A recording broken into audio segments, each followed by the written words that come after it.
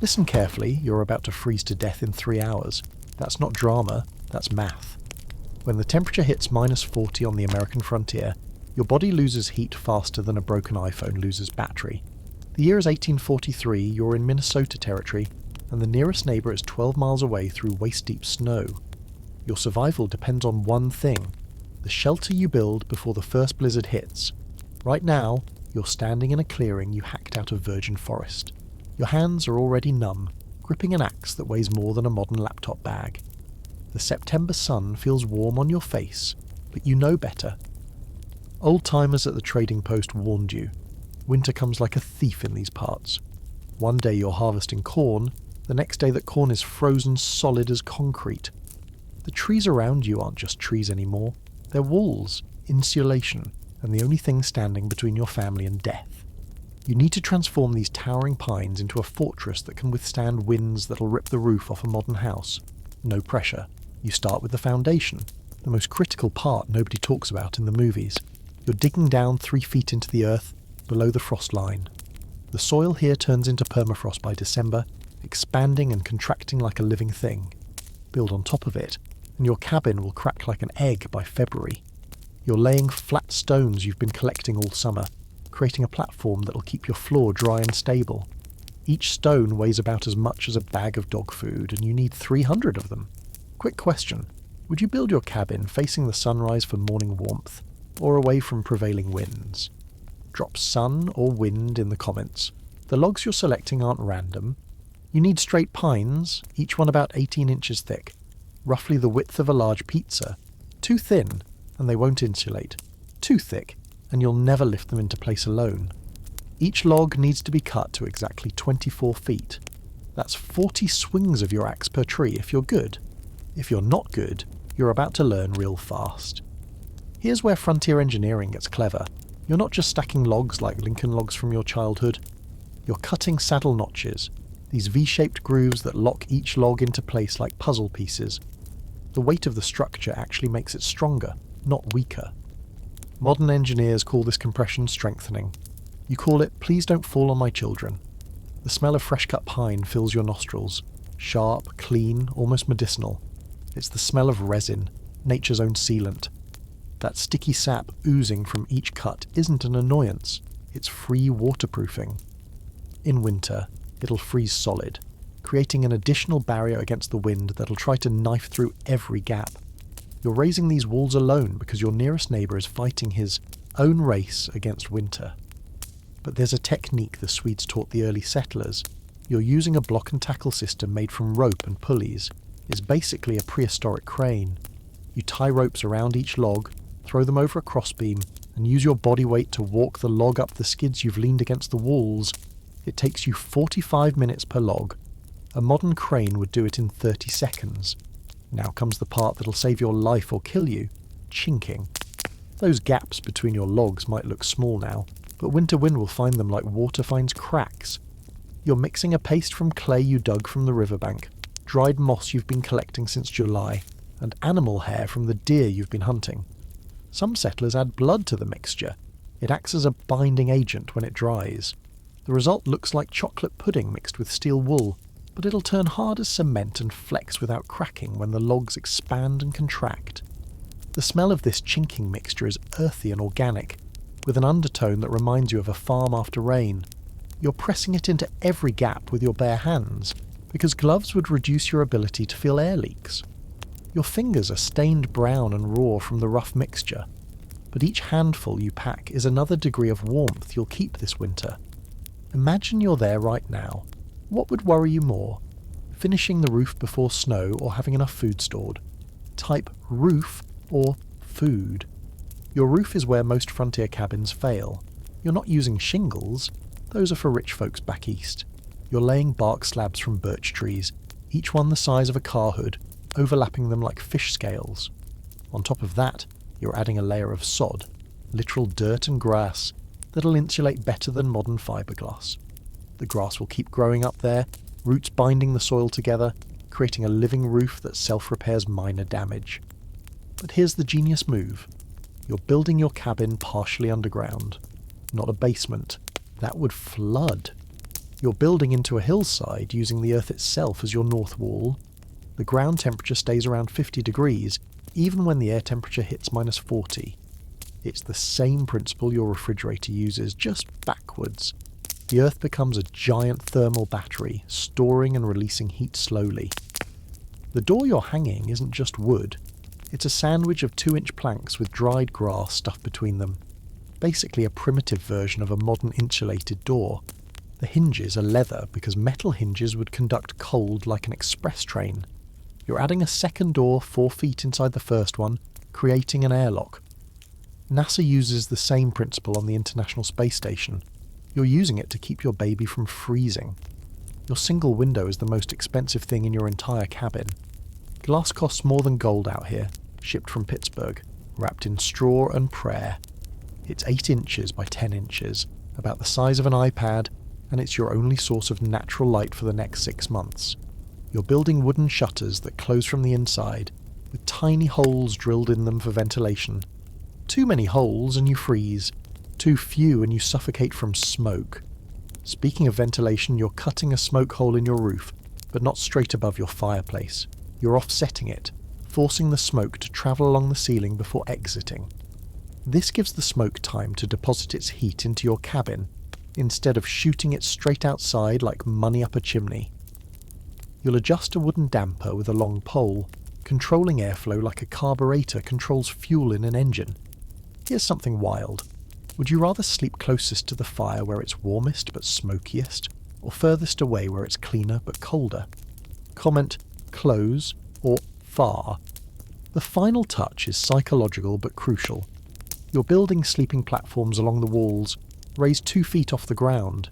Heat rises, and those 2 feet make the difference between waking up with frost in your beard and waking up merely cold. The platforms are built from pine boughs lashed together with rawhide, creating a surface that's springy like a cheap mattress, but infinitely better than dirt. Under your floor, you've dug a root cellar, not for vegetables yet, but for thermal mass.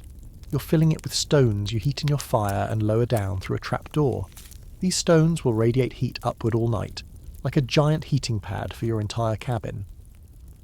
The indigenous peoples taught settlers this trick. They'd been using it for 1,000 years before any European showed up with their advanced architecture. As October arrives and the first frost silvers the grass, you're adding the final defensive measures, banking dirt up against the lower logs, piling hay against the north wall, hanging blankets over the doorway to create additional barriers.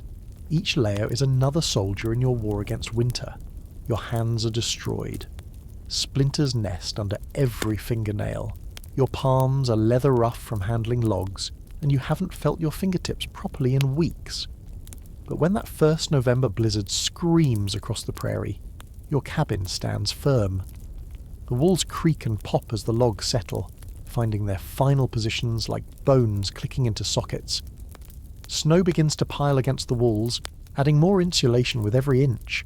Inside, the temperature holds at 45 degrees while outside drops to minus 20. It's not comfortable by modern standards. You're still wearing everything you own. But it's the difference between life and death. Your breath doesn't fog. Your water doesn't freeze. Your children sleep through the night without crying from the cold. In the corner, you've built something that seems like madness but is actually genius. A tiny door at floor level, leading to the chicken coop. Your 6 chickens live in a lean-to attached to your cabin, their body heat adding a few precious degrees to your living space. The smell of chickens becomes the smell of survival. You'll never eat eggs the same way again. Your fireplace is about to become your best friend and worst enemy for the next 6 months. It's November 1843, and you're staring at the pile of wood you've spent 3 months cutting. 40 cords. That's enough wood to build another entire cabin. Each piece split by hand, stacked like you're building a fortress of fuel. Looking at it now in the fading autumn light, you're doing math that makes your stomach tight. 40 cords divided by 150 days of deep winter equals... not enough if you're wrong about spring's arrival. The fireplace you built isn't some romantic movie prop with a tiny fire crackling prettily. It's a massive stone beast that dominates an entire wall of your cabin. The opening is 4 feet wide and 3 feet tall, big enough for you to practically walk into. The stones you hauled from the creek weigh 50 pounds each. You spent 2 weeks just building this monster, and your back still reminds you every morning. Think about this. If you had to keep one fire burning 24/7 for 5 months straight, never letting it die, could you do it? Drop a flame emoji if yes, snowflake if no. Right now, at 4 in the morning, the fire has burned down to coals that glow like angry eyes in the darkness. The temperature inside has dropped to 38 degrees. You can see your breath. Ice has formed on the inside of your single window, creating patterns like frozen lightning. Your 2 children are buried under a mountain of blankets and furs, only their noses visible, releasing little puffs of steam with each breath. You crawl from under your own pile of covers, and the cold hits you like walking into a wall. Your feet hit the wooden floor and immediately start aching. You're wearing wool socks you knitted yourself, but they might as well be tissue paper. Moving quickly, because standing still means your feet go numb, you grab the iron poker and stir the coals. Sparks spiral up the chimney like fireflies heading to heaven. The wood you're selecting for this morning's fire is strategic. You need fast-burning pine to get heat quickly, then slower-burning oak to maintain it. Each piece has been drying since last winter. Green wood would smoke you out like bees from a hive. You've learned to read wood like a book. The weight tells you its moisture content. The sound it makes when you tap it reveals its density. The bark patterns show you which way it'll split easiest. As you place the pine on the coals, the resin pockets pop like tiny firecrackers. The smell of burning pine floods the cabin, sharp, almost acidic, but mixed with the sweetness of the cedar kindling. Within minutes, yellow flames are licking up the new logs, and you can feel heat beginning to push back against the cold. But here's what nobody tells you about frontier heating. Most of your heat goes straight up the chimney. For every 10 logs you burn, only 1 log's worth of heat actually warms your cabin. The other 9 logs are basically heating the clouds. You've tried everything to capture more heat. You've hung iron plates behind the fire to radiate heat forward. You've built stone platforms that absorb heat during the day and release it at night. You've even redirected the chimney through an S-curve to slow the smoke and extract more warmth. Real talk. Would you rather wake up 3 times a night to feed the fire, or let it die and restart it freezing in the morning? Comment wake or freeze. The wood consumption is insane. On the coldest days, when the wind is trying to peel your cabin apart like an orange, you're burning through 50 pounds of wood. That's like burning a modern coffee table every single day. Your teenage son spends 4 hours daily just hauling wood from the pile to the cabin. His hands are permanently locked in a claw shape from gripping the sled rope. You've developed a routine that would seem obsessive to modern people, but is literally keeping you alive. Every 2 hours, day and night, someone feeds the fire. You've divided the night into shifts. You take midnight to 4, your wife takes 4 to 8, your eldest son takes 8 to noon. It's like running a 24-hour business where the product is not dying. The heat distribution in your cabin creates its own weather system. Near the fireplace, it's 70 degrees. 10 feet away, it's 50. In the corners, water freezes. You've arranged your entire life in concentric circles around the heat source. Cooking happens within 3 feet, eating within 6 feet, sleeping within 10 feet. Beyond that is the cold zone, where you only go for supplies. Your cooking has adapted to this tyrannical hearth. Everything happens in cast iron. Dutch ovens, skillets, pots that weigh more than bowling balls. You're not cooking. You're performing chemistry experiments with fire. The Dutch oven sits directly on coals, with more coals piled on its lid, creating an oven that bakes bread at exactly the right temperature if you've counted your coals correctly. 10 coals on top, 6 underneath equals 350 degrees. It's precise as a modern oven, just requiring infinitely more skill. The smell of baking bread mingles with wood smoke, creating an aroma that defines winter survival. It's comfort and necessity mixed into one sensory experience. Your children will carry this smell memory their entire lives, unconsciously seeking it in every home they build. Here's a thought. What single modern item would transform this fire situation most? A thermostat, smoke detector, or timer? Type your pick. But the fireplace demands payment for its warmth. Your lungs are constantly irritated from smoke that doesn't quite make it up the chimney. Everyone in the cabin has a persistent cough that won't clear until spring. Your eyes water constantly. The backs of your throats taste like you've been licking charcoal. This is the trade-off for survival. Comfort for life, health for heat. You've learned tricks from the native tribes who've survived here for generations. Heating stones in the fire, wrapping them in leather, and placing them in your beds creates personal heating zones that last hours. You've made bed warmers from copper pans filled with coals, basically prehistoric electric blankets. The handle extends out from under the covers so you can shake it occasionally, redistributing the heat without getting up. The creativity born from desperation amazes even you. You've built a reflector oven from tin sheets that captures heat escaping up the chimney and redirects it to bake biscuits. You've suspended pots of water above the fire, creating humidity that makes the heat feel warmer and helps with a constant cough.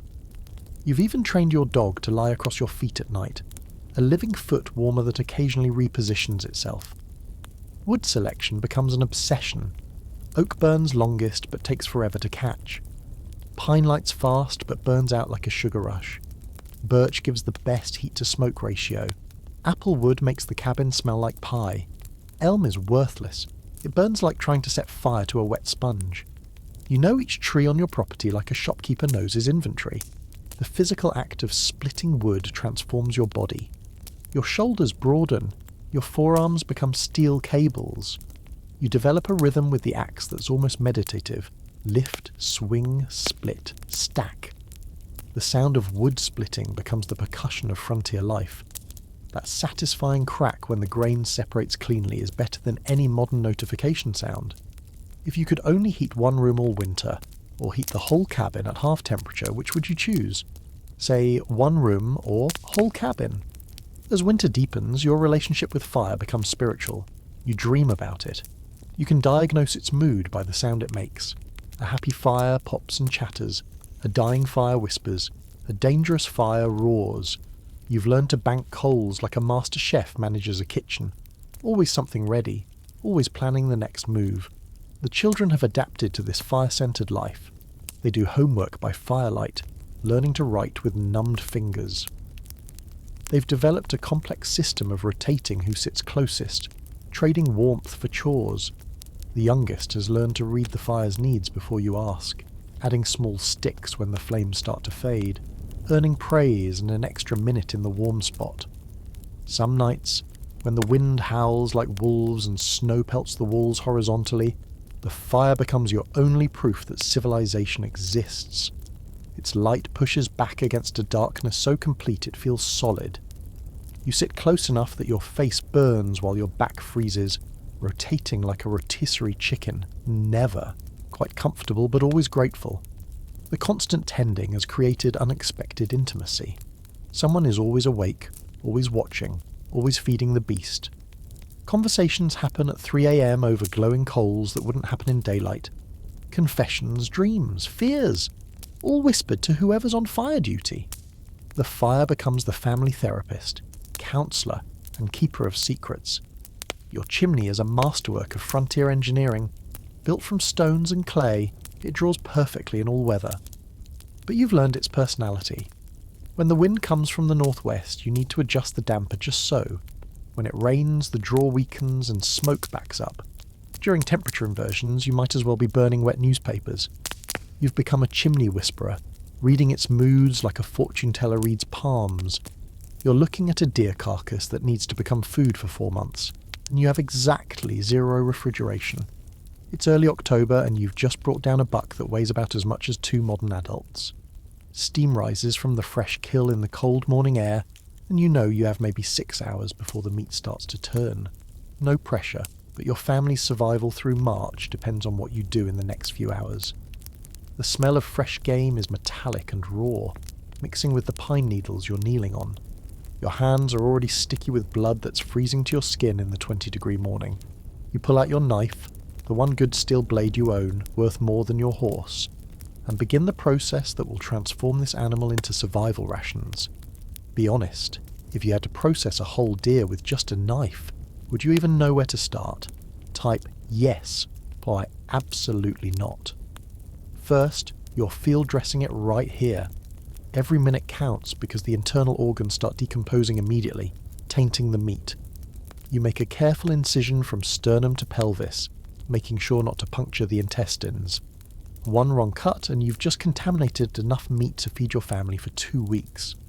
The organs steam in the cold air like some primitive offering to winter. Back at your cabin, your wife has already started preparing the salt. You bought 200 pounds of it at the trading post, costing you 3 months of trapped beaver pelts. Salt is literally worth its weight in survival out here. She's heating the iron pot, creating a salt brine with water from the creek, adding wild herbs that grow by the riverbank, not for flavour, but because they contain natural antimicrobials that help prevent rot. You're cutting the deer into specific pieces, each destined for different preservation methods. The back straps and tender cuts will be salted and smoked. The tougher portions will become jerky. The fat, precious life-saving fat, will be rendered into tallow for cooking and candles. Nothing, absolutely nothing gets wasted. Even the bones will be boiled for a soup, then ground into meal for the chickens.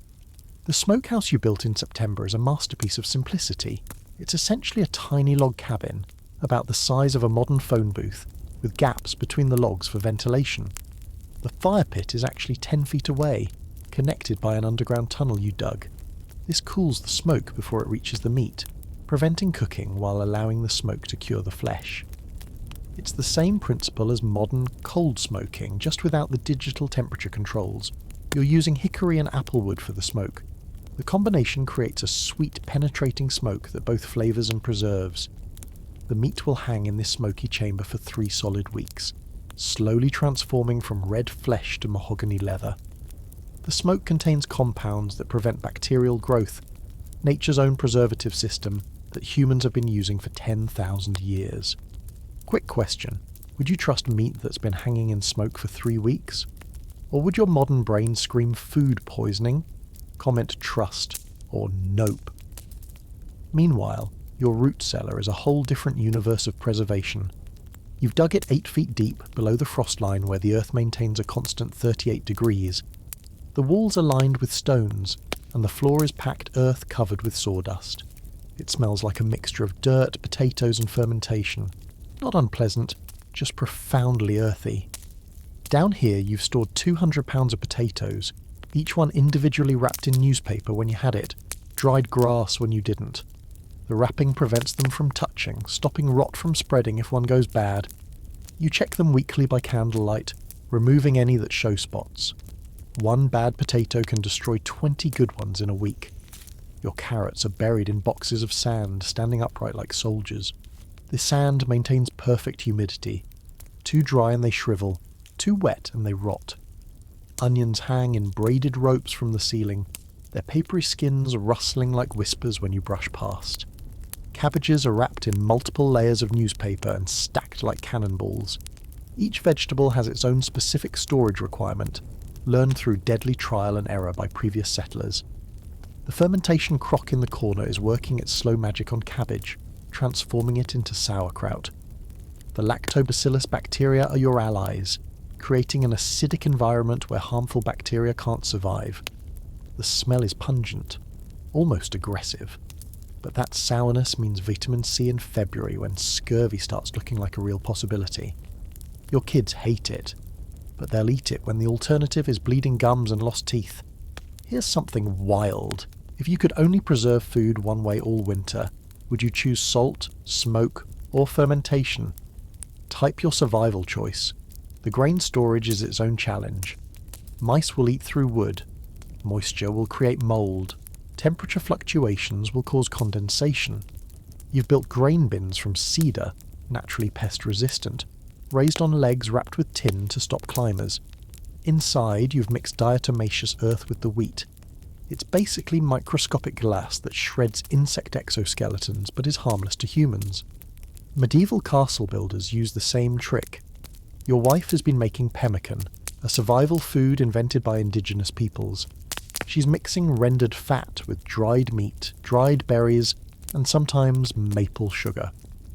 Pound for pound, it contains more calories than any modern energy bar. A piece the size of a smartphone can fuel a grown man for an entire day of hard labour. It tastes like eating flavoured candle wax, but when you're starving in February, it tastes like salvation. The pickling process is happening in ceramic crocks that you traded for with a German family 3 farms over. You're pickling everything. Cucumbers obviously, but also eggs, beets, green tomatoes, even watermelon rinds. The vinegar comes from apple cider that's been fermenting since harvest. The kitchen constantly smells like a mixture of Christmas spices and cleaning supplies. Your dried food hanging from the cabin rafters looks like a bizarre art installation. Strings of dried apples spiral like DNA helixes. Green beans hang in bunches like prehistoric wind chimes. Mushrooms dangle on threads, slowly shrivelling into concentrated umami bombs. Corn cobs hang husks on, their kernels hardening into hominy potential. The entire ceiling is a three-dimensional food storage system. Imagine your entire ceiling covered with hanging food. Cozy or creepy? What's your vibe check? The Laird rendering is a special kind of frontier alchemy. You're slowly melting pig fat in iron pots, skimming the cracklings off the top. These cracklings get salted and stored. They're basically pioneer pork rinds, pure protein and fat that will keep for months. The clear lard gets poured into pottery jars and sealed with cloth. It's your cooking oil, your pastry shortening, your leather conditioner, and emergency candle material. But here's the thing nobody talks about, the constant anxiety. Every meal you eat is one meal closer to empty. You're doing mental math constantly.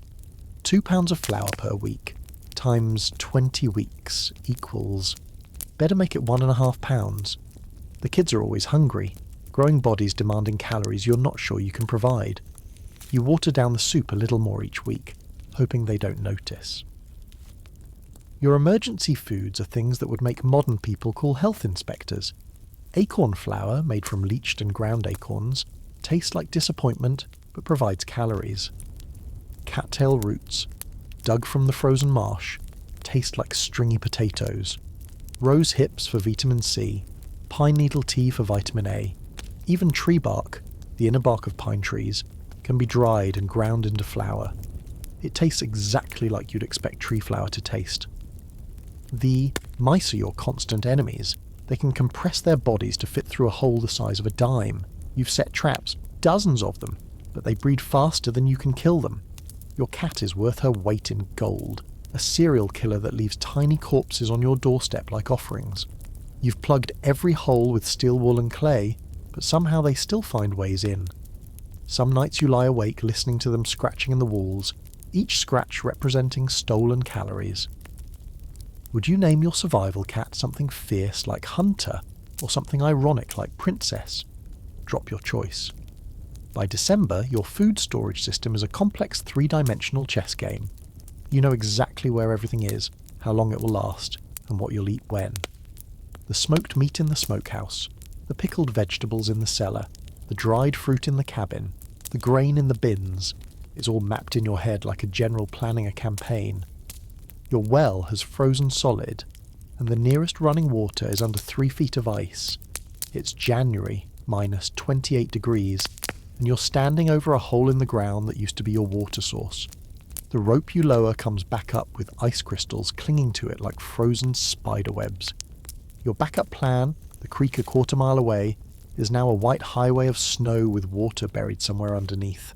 Your family needs 20 gallons today just for drinking and cooking. This is about to become your full-time job. The wooden well cover you built in October seemed like enough protection. You packed it with straw, created an insulated box around the pump mechanism, even poured hot water down it every night before bed. But winter out here doesn't care about your preparations. It finds every weakness and exploits it like water, finding cracks. Except the water becomes ice and the cracks become problems. Think about this. If you had to melt snow for all your water, how many buckets of snow would you guess makes 1 bucket of water? Drop your guess. 3, 7, or 10. Here's what nobody tells you about snow as a water source. It's mostly air. That beautiful, fluffy snow that looks like a Hallmark card, it's 90% nothing. You need 10 buckets of fresh snow to make 1 bucket of water. Compressed snow is better, only 5 to 1, but that means more work harvesting it. You're essentially mining for frozen water, and the exchange rate is terrible. Your morning routine now starts at 4 a.m. with water procurement. You've carved a path to what you call the snow mine, a spot where wind has compressed snow into dense sheets. You're using a saw to cut blocks like you're quarrying marble. Each block weighs about 30 pounds and will yield maybe 3 gallons of water. You need 7 blocks just for basic daily needs. The hauling is done on a sledge you built from birch saplings and rawhide. It slides across the snow with a squeaking sound that becomes the soundtrack to winter. Mornings.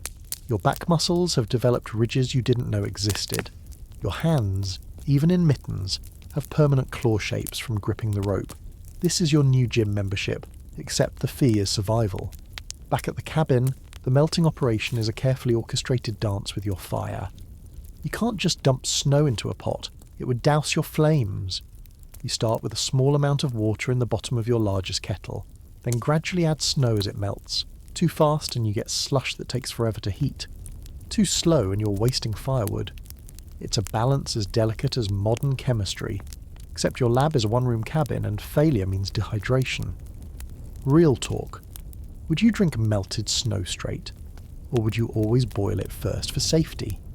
Comment straight, or boil. The taste of snow water is something you'll never forget. It's flat, almost metallic, with none of the minerality of well water. Sometimes it carries the flavour of whatever it landed on. Pine needles, bark, occasionally something less pleasant when animals have passed through. You've learned to always strain it through cloth, then boil it regardless of how clean it looks. Invisible organisms don't care about your frontier toughness. But here's where you get creative. You've discovered that ice from the creek is different from snow. It's denser, cleaner, and melts into more water per pound. So once a week you make the journey with your axe and saw to harvest ice blocks. The creek is frozen 3 feet thick. You could drive a truck across it if trucks existed. You're cutting through layers like reading tree rings, each one representing a different freeze event. The sound of sawing ice is unique, a rhythmic grinding that echoes across the frozen landscape. Ice chips spray like diamonds in the winter sun. Below 2 feet, the ice becomes so clear you can see through it like glass. Sometimes you spot fish suspended in the ice, frozen mid-swim like a museum display. They're still alive, waiting for spring. Nature's pause button. Your ice house is a revelation of frontier engineering. You dug it into a north-facing hillside last fall, insulating it with 2 feet of sawdust between double walls. The ice blocks you're storing now will last until July, providing cold storage and fresh water long after the snow melts. Each block is separated by more sawdust, preventing them from freezing together into an unmovable mass. The indigenous peoples taught you about hot stones, not for warmth, but for water. Heating rocks in your fire and dropping them into containers of snow creates instant hot water without metal pots. The stones hiss and crack, sometimes exploding if they have moisture trapped inside.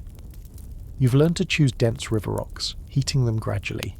It's like making tea, except the tea bag is 1,000-degree stone and the steak's not getting 3rd-degree burns. If you could have one modern water tool, a filter, a pump, or a heater, which would save you the most work? Type your pick. Your rain barrel system from summer is now a collection of ice cylinders. But you've learned something interesting. The ice that forms is often purer than the water it came from. Impurities get pushed to the centre as water freezes from the outside in. You can chip away the clear outer ice for drinking and leave the cloudy centre for washing. It's accidental water purification, courtesy of physics. The wash water situation is its own special hell. Every drop of water for washing clothes, dishes or bodies has to be heated. You're using the same bath water for the entire family, adding hot stones to reheat it between people. The youngest goes first, the dirtiest goes last. By the end it's more soup than water, but heated water is too precious to waste. Privacy dies in winter. Survival doesn't care about modesty. Your livestock need water too, and they can't wait. The chicken's water freezes solid every night, even inside the coop. You're switching out their water dishes 3 times a day, bringing the frozen ones inside to thaw by the fire. The horse needs 10 gallons daily. You've built a trough with a lid and packed it with straw, but still need to break the ice crust every morning with an axe. Would you share your limited warm water with your animals, or make them drink ice-cold water to save fuel? Be honest, share or cold? Here's a trick that saves your life. The water clock. You've learned that different water sources freeze at different rates. The spring on the South Hill freezes last because of underground thermal activity. The creek freezes first but flows underneath. The well freezes unpredictably based on groundwater movement. You've mapped these patterns like a general maps battle lines, always knowing where your next water source will be. Emergency water sources become creative. You're collecting icicles from the roof. They're essentially distilled water, already purified by evaporation and condensation. Pine needles hold moisture that can be extracted by boiling. Even your own breath, frozen on windows, can be scraped off and melted in desperate times. Every source of moisture becomes catalogued in your survival inventory.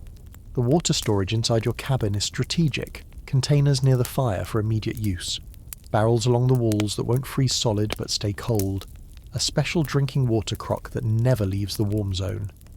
You've learned that wide, shallow containers freeze faster than narrow, deep ones. Physics becomes your water management advisor. One morning in February you discover something that changes everything. A warm spring 2 miles away that never freezes. The journey is dangerous.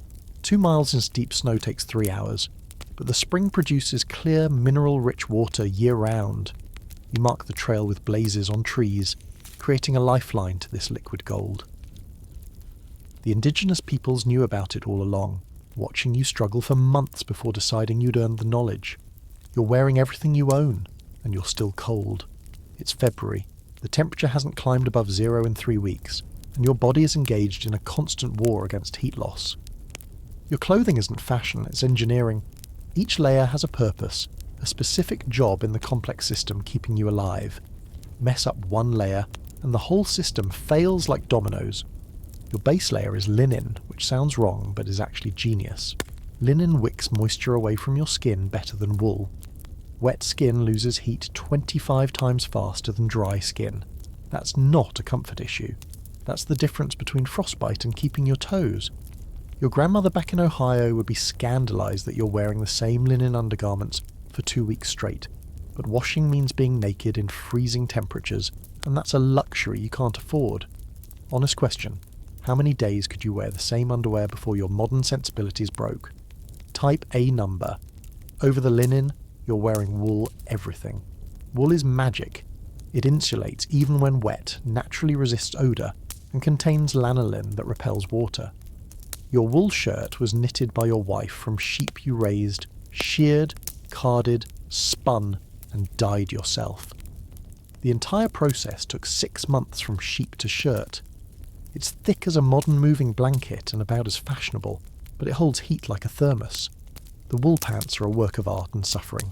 They're made from fulled wool that's been boiled and beaten until the fibres lock together into an almost waterproof fabric. They're so stiff they can stand up on their own.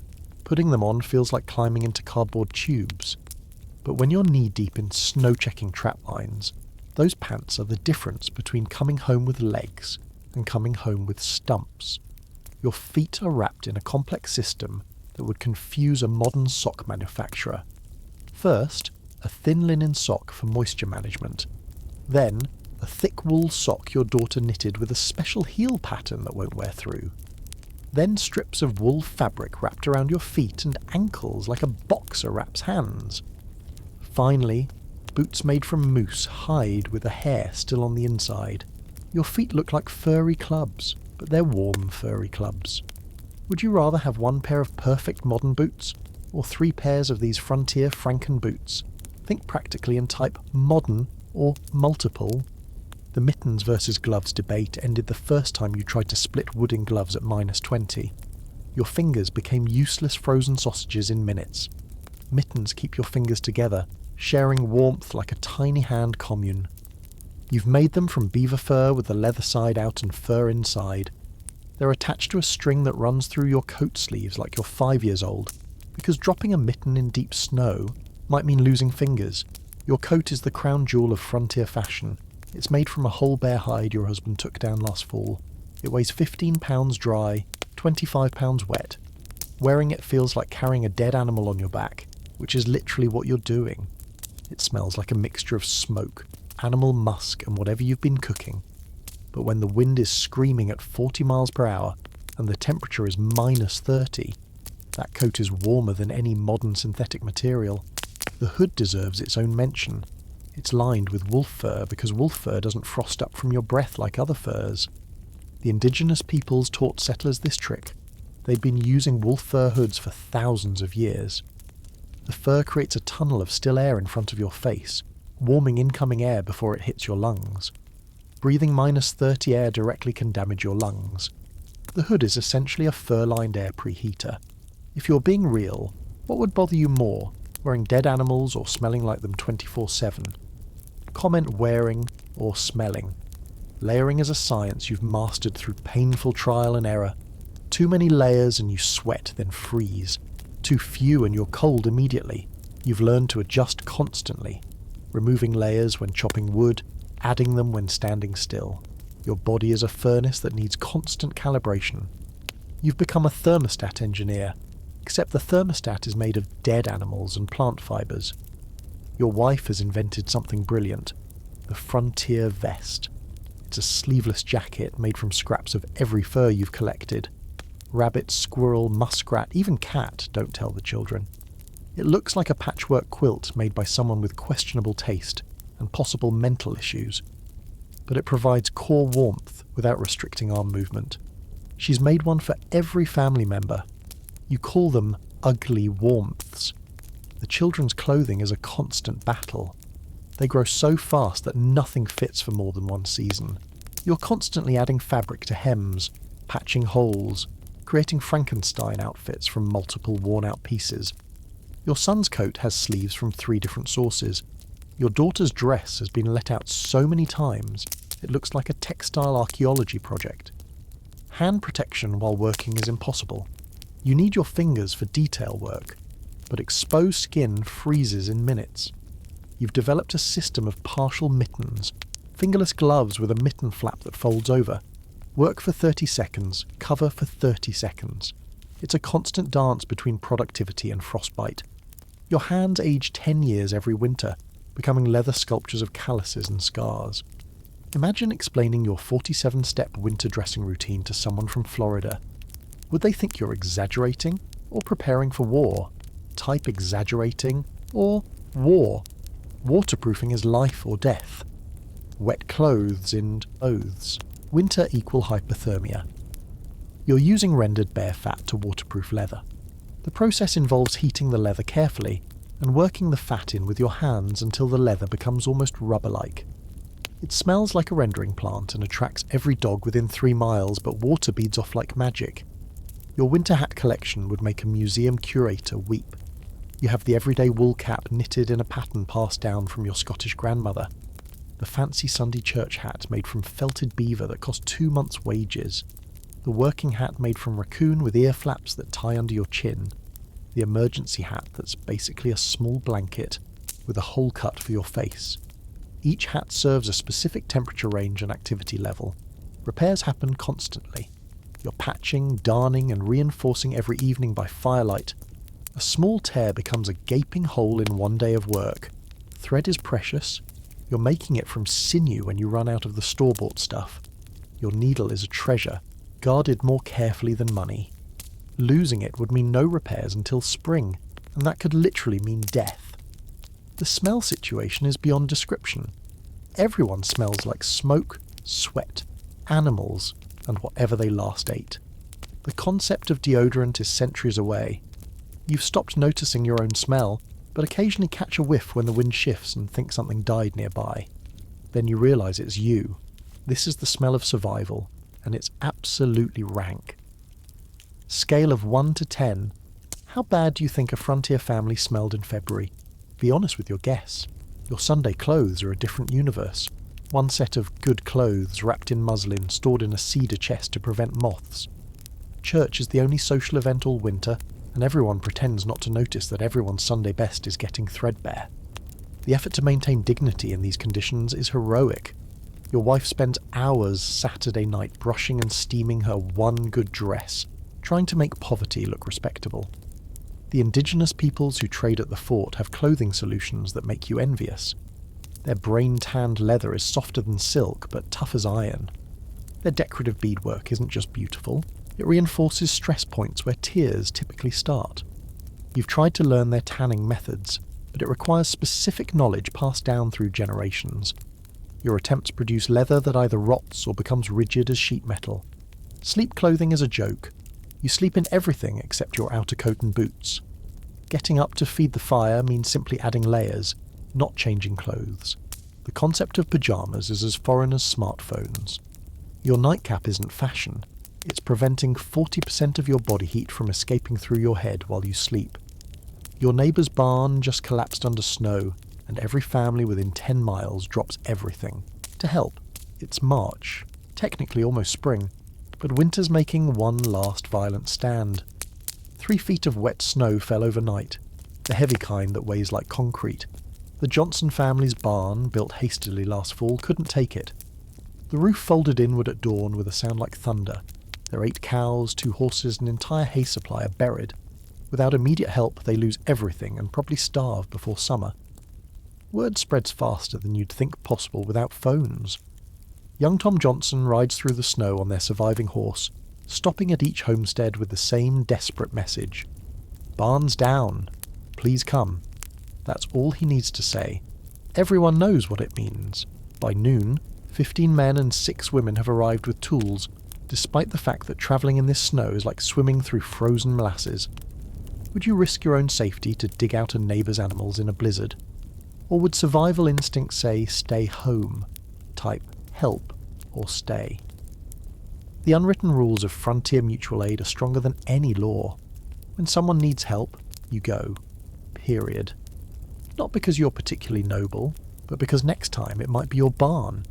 It's community insurance where the premium is paid in sweat and the payout is survival. The Johnson family helped you raise your cabin walls. The Schmidts shared their seed corn when yours moulded. The O'Brien's son fixed your plough. Everyone owes everyone, and that web of obligation keeps everyone alive. Right now, you're part of a human chain passing timber from the collapsed structure. Your hands are numb even through your mittens, but you keep passing. The man next to you, Friedrich Schmidt, hasn't spoken English in the 3 years he's been here, but you don't need words. The rhythm of work is universal. Grab, pass, step back, repeat. His eyes meet yours occasionally, both acknowledging this could easily be either of your barns. The women have set up a field kitchen in the Johnsons' cabin. Margaret O'Brien brought a pot of stew that's been simmering since yesterday. Anna Schmidt contributed fresh bread. How she managed to bake in this chaos is a mystery. Your wife brought dried apple pies she was saving for Easter. Nobody discusses payment or trades. This isn't commerce, it's survival communion. The children are corralling the rescued animals, leading confused cows to temporary shelters, calming horses wild with panic. Your 8-year-old daughter is working alongside the Johnsons' teenage son, both covered in snow and hay, both understanding that this is their education in community survival. They're learning that independence is a luxury nobody can afford out here. Imagine explaining to a modern person that 15 families dropped everything to work for free in a blizzard. Would they call it inspiring or insane? Comment your take. By evening, the barn frame is clear and 3 walls are back up. Tomorrow, weather permitting, the roof goes on. The Johnsons have lost about 1/3 of their hay, but the community will each contribute a portion of their reserves. It'll mean everyone's animals eat a little less until spring grass comes, but nobody starves. That's the mathematics of mutual survival. Everyone sacrifices a little so nobody loses everything. The social fabric here is different from anything back east. There, you might not know your neighbour's name. Here, you know their children's birthdays, their cow's temperament, their husband's old war injury that acts up in cold weather. Privacy is a casualty of proximity and necessity. You've helped birth their babies and they've helped bury your dead. These bonds are forged in shared hardship, stronger than blood relations. Take the threshing circle that forms every harvest. No single family can afford a threshing machine, but together, 8 families bought one. It travels from farm to farm like a medieval tournament, each family getting their grain threshed while providing labour for others. The machine breaks down constantly, but between 8 families someone always knows how to fix it. Collective ownership means collective responsibility. The women's quilting bees are about more than blankets. They're information networks, medical consultations, and group therapy sessions. While fingers work fabric, mouths share crucial intelligence.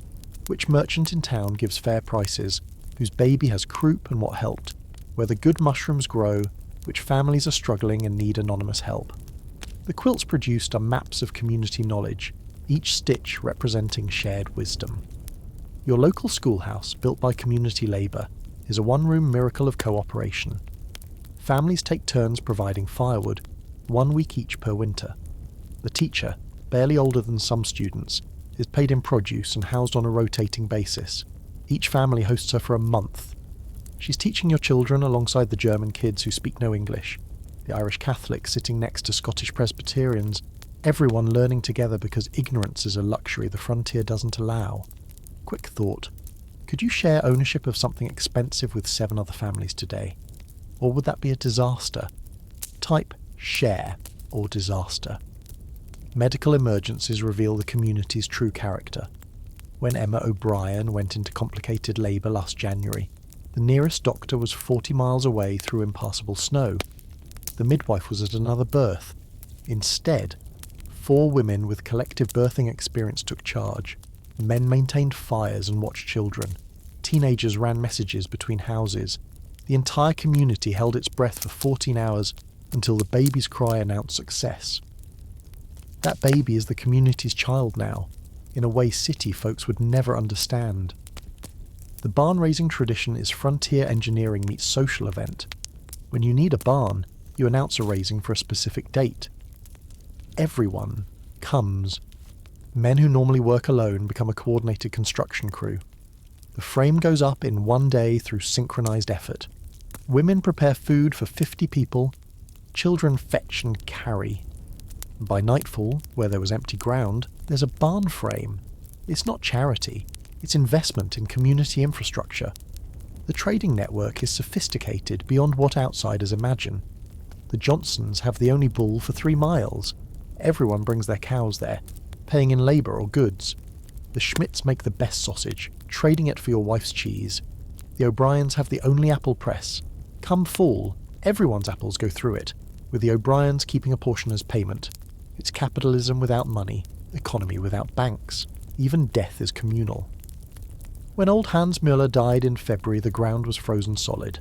Every man took turns with picks and shovels, chipping through frozen earth for 6 hours to dig his grave. His widow was fed by neighbours for 3 months until she could manage alone. His tools were distributed to those who needed them most, with everyone understanding they were loans, not gifts, to be passed on when no longer needed. The unspoken communication system is remarkable. Smoke signals aren't just for Indians. Black smoke means trouble. White smoke during off hours means news. No smoke from a chimney in winter means check on that family immediately. Gunshots have a language. 1 shot is announcement, 2 is help needed, 3 is emergency. Continuous firing means extreme danger. Everyone knows the code. Your entire survival depends on 7 pounds of steel and iron. That's the combined weight of your axe, knife, saw, and cooking pot. The core tools that stand between your family and death. Every other tool is helpful. These 4 are mandatory. Lose your axe in the forest and you might not make it home. Break your only cooking pot and you're melting snow in animal bladders. Snap your saw blade and cutting firewood becomes a nightmare that burns more calories than the wood provides heat. The broad axe is your primary weapon against winter. Not a weapon for fighting, a weapon for survival. It weighs 4 pounds, with a head forged by a blacksmith in Pittsburgh who understood that frontier axes need to be different. The bit is wider than normal axes, designed to bite deep into frozen wood. The handle is hickory, selected for grain that runs perfectly straight, soaked in linseed oil until it's almost amber.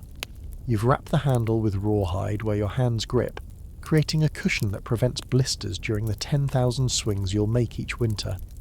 If you could only save 1 tool from a burning cabin, axe, knife, or cooking pot, which would you grab? Type your survival choice. Sharpening this axe is a religious ritual. Every evening you work the whetstone across the blade, maintaining an edge that could shave hair. A dull axe isn't just inefficient, it's dangerous. It bounces off frozen wood instead of biting, sending shockwaves up your arms. You've seen men crippled by years of using dull tools, their joints destroyed by unnecessary impact. The 15 minutes you spend sharpening saves hours of work and years of pain. Your knife is your precision instrument. 6 inches of carbon steel that holds an edge like a razor, but can still pry apart frozen joints when butchering. The handle is antler from a deer you took 2 winters ago, worn smooth by constant use. This knife has skinned everything from rabbits to bears, carved wooden spoons, performed emergency surgery on infected wounds, and opened more cans than you can count. It lives on your hip like a 6th finger, always within reach. The crosscut saw is a 2-person symphony of misery and necessity. 7 feet long with teeth like a shark's smile. It takes 2 people to operate effectively. You and your son have developed a rhythm. Pull, don't push. Let the weight of the saw do the work. The sound it makes eating through a pine trunk is a metallic shriek that sets teeth on edge. Each stroke removes a tongue of sawdust that smells like Christmas and exhaustion. Cast iron is the technology that makes cooking possible. Your Dutch oven weighs 12 pounds empty and twice that full of stew. It's pre-seasoned with years of cooking, creating a non-stick surface that modern chemistry can barely replicate. You can bake bread in it, roast meat, make soup, or even use it as a weapon if necessary. The lid doubles as a griddle. The legs allow it to sit over coals without smothering them. It's a piece of engineering that hasn't been improved in 300 years because it doesn't need to be. Modern cast iron costs hundreds of dollars, and people baby it. Would you trust your life to a single pot? Comment trust, or never. Your steel traps are precision instruments disguised as simple machines. Each one costs a month's wages, but they're the only reliable way to harvest fur when snow is chest deep. The springs are tempered to snap shut with 80 pounds of pressure, enough to break bones, which is exactly what they're designed to do. You have 12 traps, each one numbered and mapped in your mental territory. Losing one to a river or theft is like losing a limb. The grindstone deserves respect. It weighs 200 pounds and travelled here on a wagon that broke 3 axles. But without it, every edge tool becomes useless within weeks. Your children take turns cranking while you hold blades at precise angles, watching steel slowly transform from dull grey to silver shine. The stone needs water constantly, freezing your hands but necessary to prevent overheating the steel and ruining its temper. Your gun is simultaneously the most and least important tool. Most important because it can drop a deer at 50 yards, providing hundreds of pounds of meat. Least important because ammunition is so scarce and expensive that every shot must count. You make your own bullets, melting lead over the fire and pouring it into moulds, but gunpowder must be bought or traded. Each shot costs the equivalent of $5 in modern money. You don't hunt with guns, you execute with them, only shooting when success is guaranteed. Hand tools multiply like rabbits if you let them. Draw knives for shaping wood, augers for drilling holes, files for sharpening saws, splitting wedges for stubborn logs. Each tool has 1 job it does perfectly, and 10 jobs it does adequately. You've learned to make do with less, but certain tasks demand the right tool or they become impossible. Your entire tool collection fits in 1 wooden box. What single modern tool would revolutionise your survival most? Drop your answer. The maintenance ritual never ends. Every tool needs constant care or it deteriorates into uselessness. Oil the metal to prevent rust. Tighten the handles before they loosen and fly off mid-swing. Sharpen edges before they dull. Check for cracks that could become catastrophic failures. Your evening tool maintenance is like a meditation. Each stroke of the oilcloth a prayer against entropy. Making replacement handles is a skill you've mastered through necessity. Hickory for axes, ash for hammers, oak for anything that needs to flex. The wood must be selected green, shaped while wet, then dried slowly to prevent cracking. You're always preparing handles for tools that haven't broken yet, because when they break you need them fixed immediately. Your wife has her own arsenal. Needles that she guards like gold, scissors that cost more than your gun, a spinning wheel that turns raw wool into thread, a butter churn that transforms cream into preserved fat. These aren't just domestic tools, they're survival equipment as critical as any axe or saw. The butter she makes provides calories that keep you swinging that axe. The thread she spins keeps your clothes from disintegrating into rags. The children are learning tool heritage. Your son can sharpen a knife properly by age 8. Your daughter can operate the spinning wheel by 10. They understand that tools aren't just objects, they're inheritance. That axe will outlive you, passed down like a family name. The Dutch oven will cook for your grandchildren. These tools are your legacy, more valuable than any money you could save. The wind sounds like a train that never stops coming. It's January 12th, 1888, and what started as an unusually warm morning has transformed into the deadliest blizzard in American history. The temperature dropped 18 degrees in 3 minutes. Children walking home from school froze to death before reaching their doors. It isn't just a storm, it's nature having a psychotic break, and you're trapped in its path with your family. The pressure drop made your ears pop like diving underwater. Animals are going insane. Horses kicking stall walls, chickens flying into walls, your dog howling at nothing. You've seen storms before, but this feels different. The air itself feels angry, charged with violence that hasn't arrived yet. You have maybe 30 minutes before hell arrives, and every decision you make now determines whether your family sees tomorrow. You have 30 minutes before a historic blizzard hits. What's your first move? Secure animals, gather wood, or prepare shelter. Type your priority. You're screaming at your children to get inside, but the wind is already stealing your words. Your 12-year-old son is trying to herd the chickens into their coop. Your daughter is dragging firewood from the pile. Your wife is frantically pulling clothes off the line. They're freezing solid as she touches them. Everyone understands that this is not a drill. This is the storm old-timers tell stories about.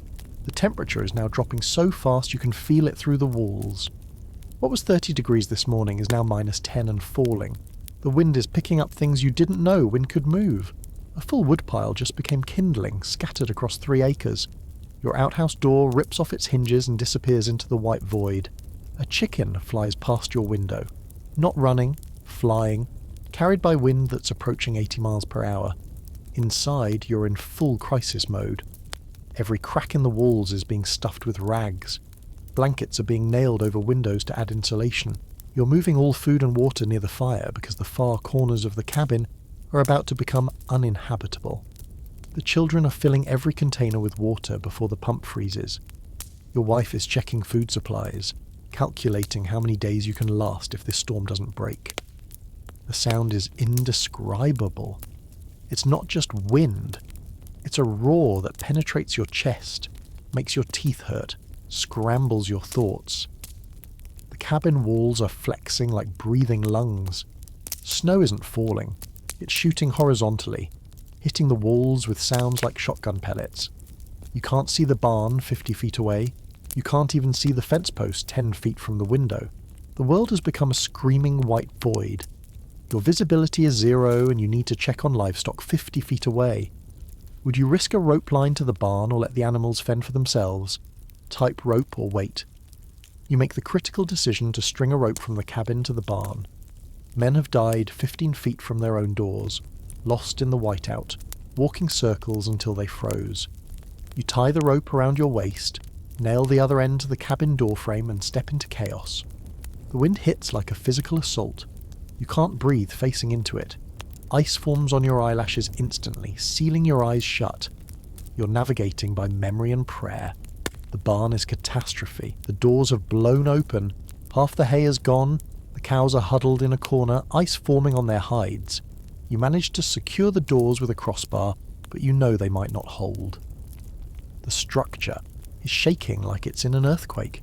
You distribute extra hay, break ice on water troughs, and pray these animals survive, because if they don't, neither do you. Back inside, following the rope like a lifeline, you arrive looking like an ice sculpture. Your coat is frozen rigid. Your beard is a solid mass of ice. Your wife doesn't even let you speak. She starts cutting the clothes off because the buttons are frozen solid and your fingers don't work. The children watch with wide eyes as you thaw by the fire, steam rising from your body like a ghost escaping. Hour 12. The storm has intensified beyond what you thought possible. The roof is making sounds you've never heard. Creaking, popping, occasionally a crack like a gunshot. Snow is being forced through cracks you didn't know existed, forming tiny drifts on the floor. The fireplace is struggling. The wind is creating downdrafts that occasionally blow smoke back into the room. Everyone's eyes are watering. The roof sounds like it might collapse. Do you try to reinforce it from inside during the storm or pray it holds? Comment, reinforce or pray. Your 5-year-old hasn't spoken in 6 hours. She's curled in her mother's lap, eyes wide, flinching at every new sound. Your teenager is trying to be brave, but you see his hands shaking as he feeds the fire. Your wife is singing softly, the same hymn over and over, her voice barely audible over the storm but providing a thread of sanity in the chaos. Day 2. The storm hasn't paused for even a moment. You're running low on firewood that's accessible without going outside. The indoor temperature has dropped to 40 degrees despite the constant fire. Ice has formed on the inside walls. Everyone is wearing every piece of clothing they own. You're sleeping in shifts, someone always awake to feed the fire and watch for structural failure. The animals in the barn have gone silent. You don't know if that's good or bad. The rope is still there, covered in 2 inches of ice, but attempting the journey now would be suicide. The wind has carved snowdrifts that reach the roof on the north side of the cabin. The south side is scoured clean, exposed to wind that's stripping wood like sandpaper. Food is being rationed without discussing it.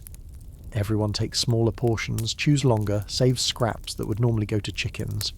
Water is more precious than gold. Melting snow takes fuel you can't spare.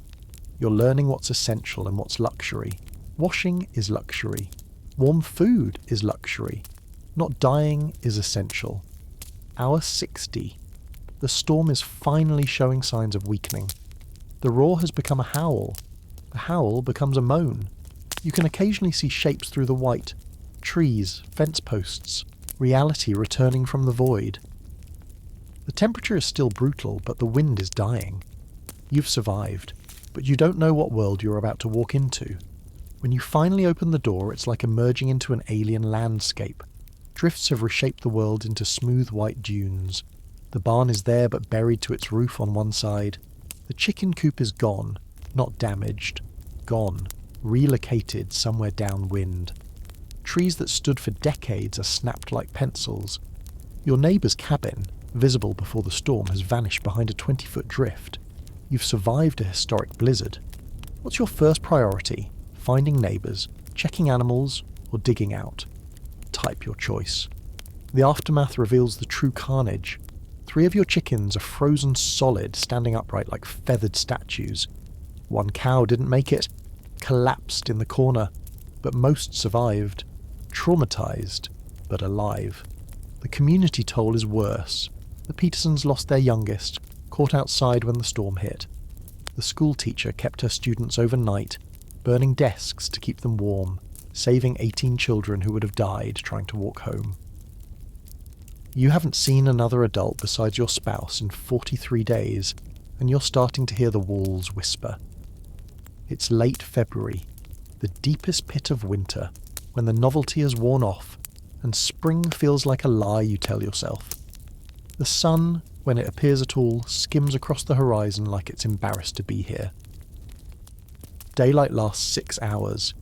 The other 18 hours are darkness so complete it feels solid, pressing against the windows like black water.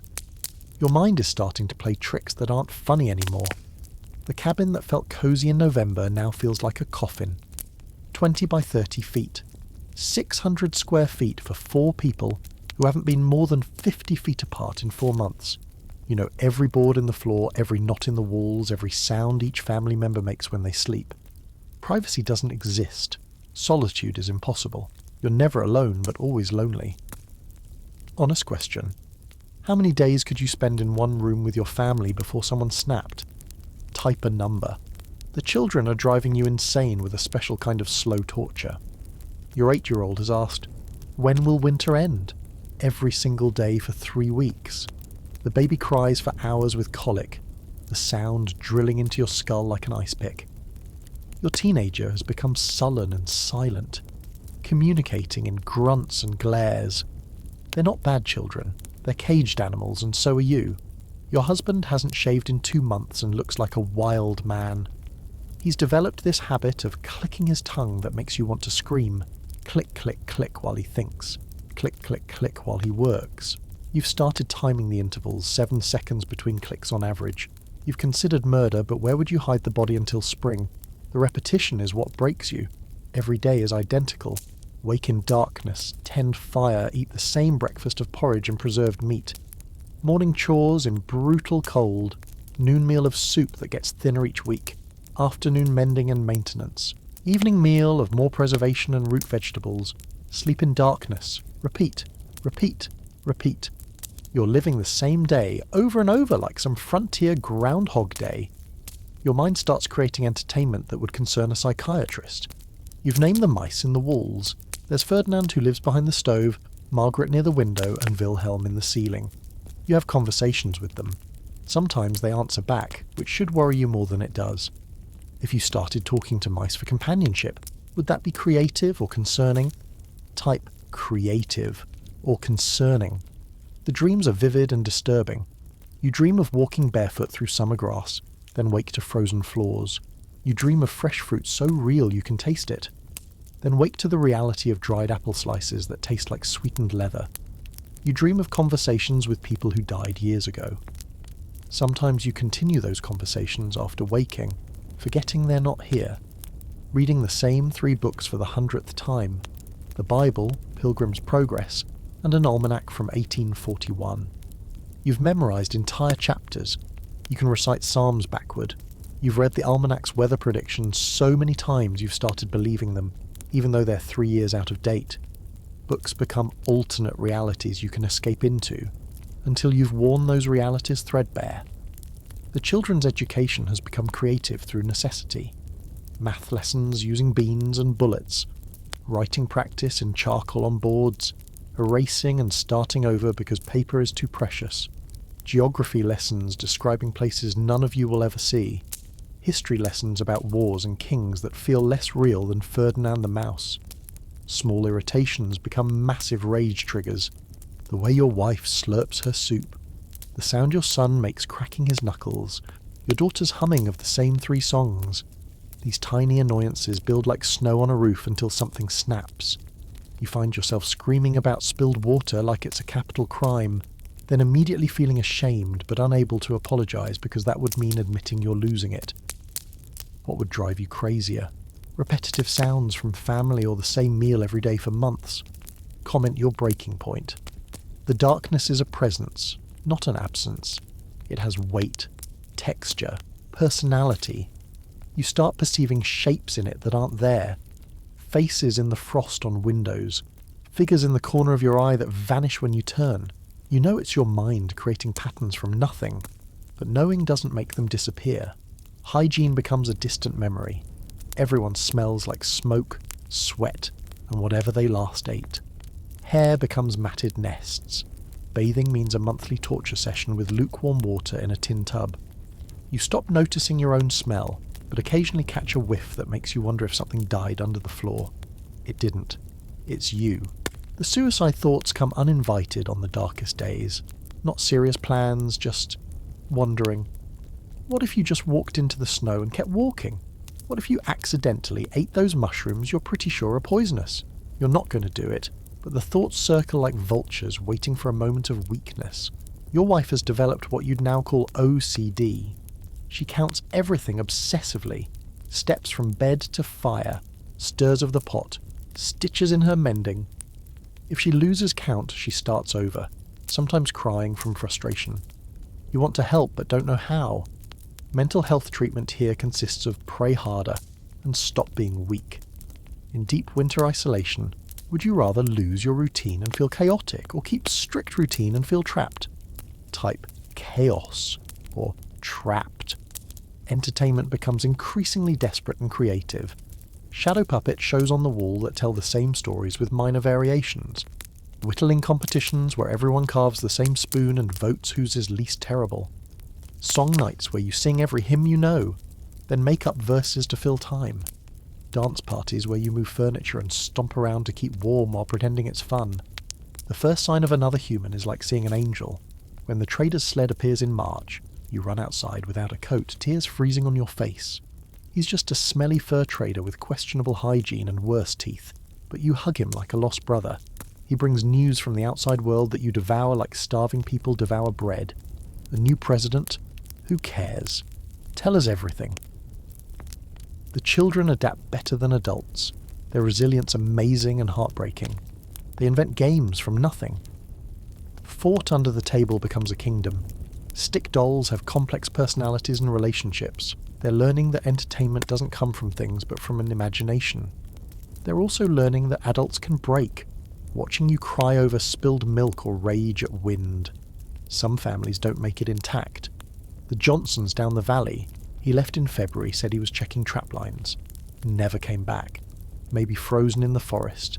Maybe headed west. Maybe couldn't stand one more day. She's managing alone with 3 kids, but her eyes have gone empty. The winter took something from her that spring can't return. You hear it before you see it. The sound of dripping water that isn't immediately freezing. It's late March, and something has changed in the air. The cold has lost its knife edge. The sun, instead of skimming the horizon like a thrown stone, actually climbs into the sky and stays there. You step outside without immediately regretting it. Your breath still fogs, but it dissipates instead of freezing on your beard. After 5 months of winter's death grip, these tiny changes feel like miracles. The first robin appears on March 27th, and your daughter cries actual tears of joy. It's just a bird, confused and probably regretting its early arrival. But it represents everything winter stole: colour, music, the promise that this frozen hell is temporary. The whole family stands at the window watching this single bird like it's the most amazing theatre performance. The bird pecks at frozen ground, finds nothing and flies away. You'll remember this moment forever. The snow doesn't leave gracefully. It dies in ugly stages, revealing the world's secrets layer by layer. First, the tops of fence posts emerge like drowning hands. Then patches of brown grass, dead and matted. The snow turns grey, then black with accumulated soot and dirt. What was pristine white beauty becomes filthy slush that makes walking harder than deep snow ever did. Under the melting snow you discover winter's casualties. 3 chickens you couldn't find after the January blizzard, preserved perfectly in ice. Tools you dropped in December and gave up for lost. The Petersons' dog which disappeared in February. Each revelation is a small archaeology of survival and loss. The landscape is littered with evidence of your struggle. After surviving a brutal winter, what would make you cry with relief first? Seeing a flower, hearing a bird, or feeling warm sun? Type your trigger.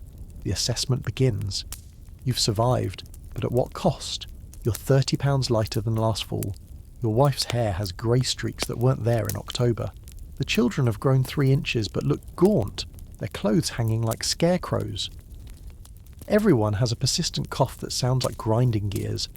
Scurvy has loosened teeth. Frostbite has claimed 2 of your toes and your son's left pinky finger. The food stores are nearly extinct. 3 potatoes that have sprouted into alien tentacles. A handful of flour that might make 1 small loaf. Salt pork that's more salt than pork. Dried apples that taste like sweetened wood chips. You've been rationing so carefully that everyone's been slowly starving, but you made it. The math worked. Barely. But then the miracle begins. The sun gains strength daily, and with it comes transformation. Brown grass turns green so suddenly it seems like magic. Buds appear on trees that looked dead a week ago. The creek breaks free of its ice prison, with sounds like cannon fire. Water runs again, actual liquid water, not frozen potential that needs harvesting and melting. Your first outdoor bath in 5 months is religious. You heat water on a fire outside, strip down despite 40-degree temperatures, and scrub months of accumulated existence off your skin. The water turns black. You dump it and start over. 3 full baths before you feel human again. Your skin is pale as paper, soft as a baby's, completely renewed. You've molted your winter self. Looking at your empty food stores in spring, would you feel proud you survived, or angry you suffered? Comment proud or angry. The garden preparation begins while snow still lingers in shadows. You're turning soil that's still partially frozen, breaking clods with determination born from hunger. Every seed is precious. You've been saving them in cloth bags all winter, protecting them from mice and moisture. These aren't just seeds. their future security, next winter's survival planted in neat rows. Neighbours emerge from their cabins like bears from hibernation, blinking in sunlight, assessing damage. The first community gathering is equal parts reunion and funeral. The Olsons lost their baby to pneumonia. The Schmidt's grandfather died in his sleep in February, body stored in their shed waiting for ground soft enough to dig. Everyone has aged years in months, but there's also celebration. Children run wild, released from cabin prison, their joy infectious. Adults stand in groups talking about nothing and everything, grateful for voices that aren't their families. Plans are made. Barn repairs, shed planting, improvements for next winter. Because there will be a next winter and you'll be ready. You hope. The lessons are carved into your consciousness now. Never trust an autumn warm spell. Always cut more wood than you think you need, then cut that much again. Store food like you're feeding an army. Fix every tiny crack before it becomes a wind tunnel. The indigenous peoples were right about everything. Follow their wisdom, not your pride. You're teaching the children what winter taught you. How to read weather signs in cloud formations and animal behaviour. The importance of community bonds stronger than blood. The mathematics of survival where every calorie counts. How to find hope in small things when big hopes seem impossible. These lessons passed down will help them survive their own winters. What single piece of advice would you pass to your kids after this winter? Prepare more, complain less, or help others always. Share your wisdom. The psychological scars are less visible but equally real. You flinch at cold breezes. Snow in October will make you panic for years. The sight of a full wood pile brings almost sexual pleasure. You'll never waste food again. Ever. Warmth has become sacred. Summer is no longer a season but a desperate gathering time for winter's siege. Your marriage has been tested in ways no modern couple could imagine. You've seen each other at absolute worst. Filthy, terrified, cruel from exhaustion, broken by repetition. But you've also seen strength neither knew existed. Your wife birthed solutions from nothing. Your husband worked until his hands bled, then worked more. You didn't just survive together, you became something new together. The first green vegetables from the garden taste like heaven's own food. A radish, barely formed, bitter and sharp, makes you cry.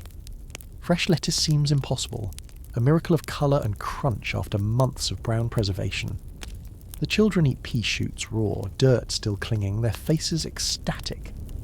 Food with actual vitamins floods your systems, waking parts of you that had gone dormant. Spring brings unexpected grief too. You mourn the person you were before winter, that naive optimist who thought preparation meant stacking some extra firewood.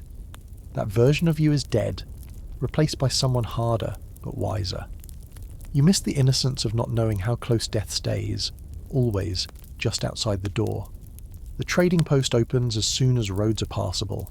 Your credit is exhausted, but the trader extends more based on survival alone. You're alive, which means you're a good bet to repay eventually. Salt, flour, coffee, luxury items that seemed like dreams in February. The coffee smell makes everyone emotional. Civilization in a cup. One final thought. Knowing everything you now know, would you do another frontier winter or head back east? Type stay or flee. Standing in your doorway on a warm April evening, you watch your family in the yard. Your wife is hanging laundry, actual clean laundry, on a line that doesn't immediately freeze the clothes solid. Your son is teaching his sister to whittle, both of them laughing at her crooked attempts. The baby, born in the depths of January when you weren't sure any of you would survive, crawls in the grass, discovering the world beyond the cabin's walls for the first time. The sunset paints everything gold. Your cabin that stood against the storms, the garden where hope grows in rows, the faces of people who've been transformed by survival. This is what you fought for through those endless dark months. Not just life, but this life. This exact moment of ordinary magic that only exists because you endured the extraordinary hell. Your indigenous neighbour rides by, the one who taught you about wolf fur hoods and hot stones for melting snow. He nods once, a greeting between equals now. You've earned something that can't be bought or inherited, only survived into existence. You belong here now. in a way that has nothing to do with land deeds and everything to do with blood, sweat and frozen tears. Tonight, for the first time in 5 months, you'll sleep without calculating firewood, without rationing breath to conserve heat, without fear that this might be the night the cold finally wins. You'll sleep the deep, earned sleep of someone who faced nature's worst and didn't break. But even as you celebrate spring, you're different. You know winter is not defeated, only resting. It will return, patient and violent as always, and when it does, you'll meet it differently. Not with the desperate scramble of last year, but with the calm preparation of someone who's already danced with death and learned its steps. You close the door gently. No need to seal it desperately against the cold anymore. Inside, your family gathers for the evening meal.